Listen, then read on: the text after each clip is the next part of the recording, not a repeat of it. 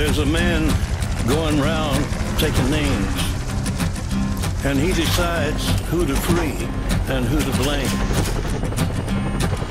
Everybody won't be treated all the same.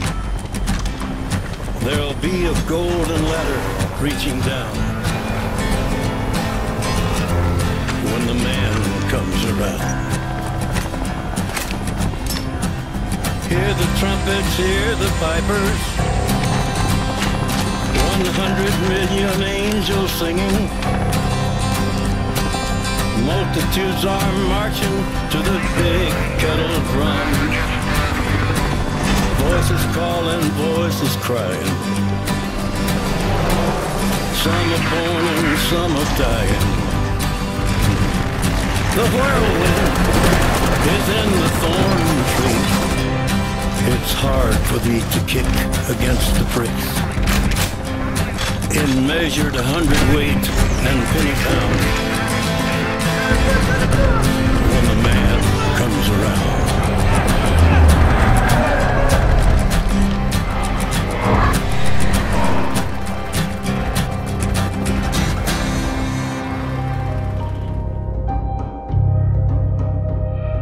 The Chinese are clearly staking their claim as the preeminent military authority in the region.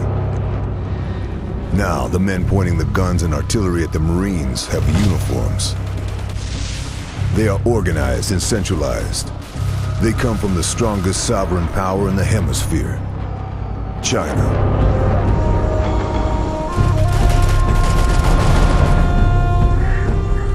The Chinese homeland is close, and their numbers are staggering. The People's Liberation Army wields undeniable might in Tajikistan. Operating in such close proximity began as a necessity of the mission based on pure geography. It was supposed to be nothing more than a footnote, something of which to be keenly aware. It has since become the headline, at least for the men on the ground. If the hope of the U.S. was to let diplomacy and prudence set the agenda and keep the peace with China, that hope has been shattered.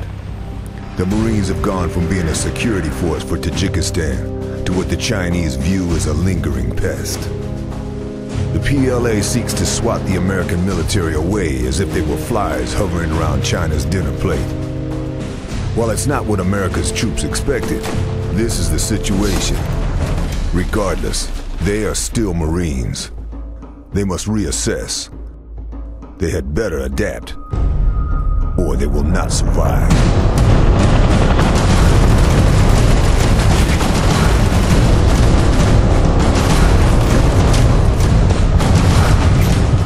One of the worst dilemmas in any battle is to be confronted by a foe equal in technology, yet vastly superior in numbers.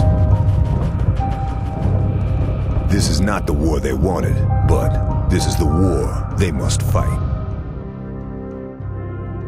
We spent a long time looking for the right location for our next Flashpoint game. Tajikistan is the perfect combination of a real-life geopolitical hotspot that gives us the type of terrain and type of combat zone that we really want to push for an Operation Flashpoint title. You're part of a Marine force that's been in the area of Afghanistan clearing out insurgents, and they're given the task to move into Tajikistan to deal with the insurgency there. So this time in Red River we've got two opponents for you. First of all, you've got the insurgents, who are really, amateurish ragtag bunch using whatever weapons they have at hand. But then you're going to get to fight the PLA, the largest army in the world.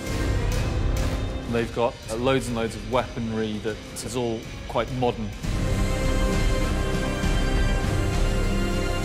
We've set it this time round in a valley, so all around you you'll see these fantastic vistas. Our game world is pretty huge for a modern shooter. Using the same Ego technology we did last time, we've built on that and improved it. You're going to see the geography of the game world changing with you as you play through the different three-act structure that we've got in our game. But also the gameplay that you'll need to apply to succeed in those different environments also changes. That gives every level that fresh feel, something new, a different challenge. We've addressed a lot of the criticisms from the community within Red River by putting in new features. We've re-engineered everything from the ground up, especially around the gameplay. We've really gone to town on the gunplay, the first-person experience. We've spent a long time working on that side of the game. We've really tried to give a lot of personality to the fire team. We felt they were a little dry last time, and quite a lot of time they got used as cannon fodder. So we've got 4 distinct characters, they've all got background, they've all got their own personalities and their appearance. These guys are built for very different roles. You need them all for the different types of combat. You playing as one of those soldiers, you setting your AI as those different character types, and your friends playing as those different types will all influence how the game plays. You can change halfway through playing, if you're playing as a grenadier, to a scout, and it means you can start developing your scout character or come back to the grenadier. So there's a massive replay value to Red River. The player has the ability to unlock all sorts of new weapons, equipment. This allows you to customise the game more to the way you like to play. So there's a lot more depth there to personalise your character in terms of their loadout, the skill sets you achieve as you move through by gaining XP and developing your character in that way. And this means that guys who specialise in a particular class will get better not by virtue of getting some kind of amazing unlock, but because they're going to be able to just do those extra things that they just couldn't do at the early levels of the game, or because they've calibrated their class just how they like to play them. As far as I'm concerned, Red River gets you as close as you can